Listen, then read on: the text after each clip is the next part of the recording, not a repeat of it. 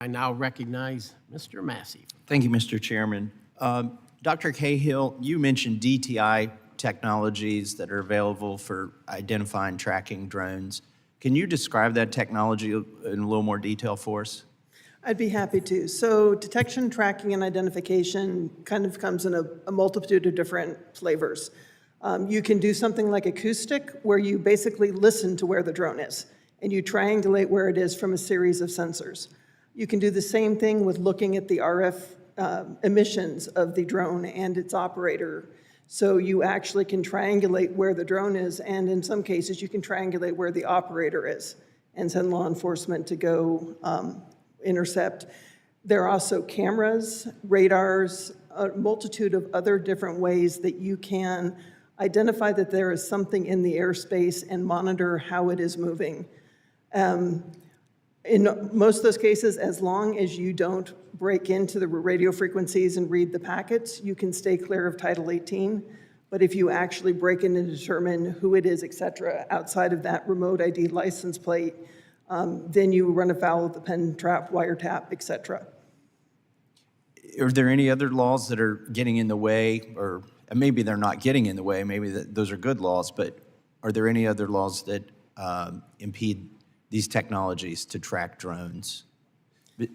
Ms. Ellman, I'll ask you that question. Yeah, sure. No, thank you, Congressman. It's a great question. There's actually interagency guidance from August of 2020 that literally goes through line by line every single law that could potentially impede the use of counter-drone technologies, both detection and mitigation. We can get you that document. That's the best resource. But everything from laws that are meant to protect against hacking landline telephones or computer fraud and abuse or sabotaging an aircraft could potentially apply. Various Title 18 and Title 49 provisions.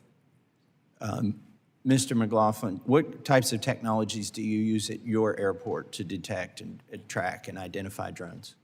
So right now, as I said, we've been using one technology in conjunction with TSA for about 6 years, and then we piloted another one. These are passive systems that allow us to identify UAS in our airspace and identify the location of the pilot so that we can follow up with them via a conversation.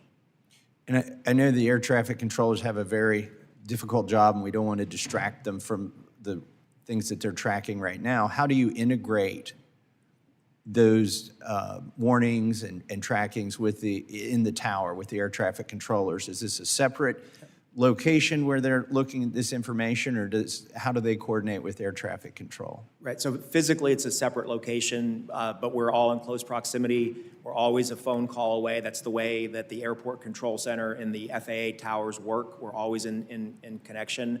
We're governed by an FAA-approved counter-UAS policy that's been in place for several years. And paramount in that policy is active communication when there isn't a threat. So quarterly, we get together with the FAA, with our airlines, with our airport stakeholders. We talk to each other, we compare notes, and we make sure that we always have those communication connections set up and available. In the event of an actual UAS threat, the first thing we do is determine whether that threat is credible, whether that threat is imminent, and whether it's going to affect our actual airspace as opposed to just our property boundaries. And when we think that there's an actual threat, we coordinate directly with the FAA tower. Now, many times we see visual sightings too through the FAA tower. So sometimes that communication comes to us from the FAA when we don't see something detected on our system. And you mentioned that most of the ones that you've identified and tracked back to the operator haven't resulted in civil or criminal penalties. It's either somebody who doesn't understand that it shouldn't be doing it, they need talked to by law enforcement. But I want to ask all three of you, what are the civil and criminal penalties, Dr. Cahill, for operating in the airspace of an airport? So in terms of the legal implications, there are a number of different rules in terms of the violating the airspace. You can be basically you're collecting information illegally in some of these cases in terms of in restricted airspace, et cetera. I would look to Ms. Ellman to give you the best overall view of what all the legal ramifications are. But if you are operating a drone over an airport, you are interfering with the operations of that airport. You are interfering with aircraft ability to operate. And so there are a lot of statutes associated with that particular thing. So it would be a case where you could send law enforcement to that person and charge them. I'm pretty much out of time, but since she referred to you, Ms. Elman, can you tell us what penalties are? Yeah, sure. So Briefly. it frankly just depends on kind of what the rule is that's being violated or what the law is that's being violated. You can't operate recklessly. You can't endanger the public. You can't be violating restricted airspace. So I'd be happy to follow up with you on particular criminal penalties that are appropriate for whatever, types of situations you're worried about. Thank you. I yield back. Mr. Larson?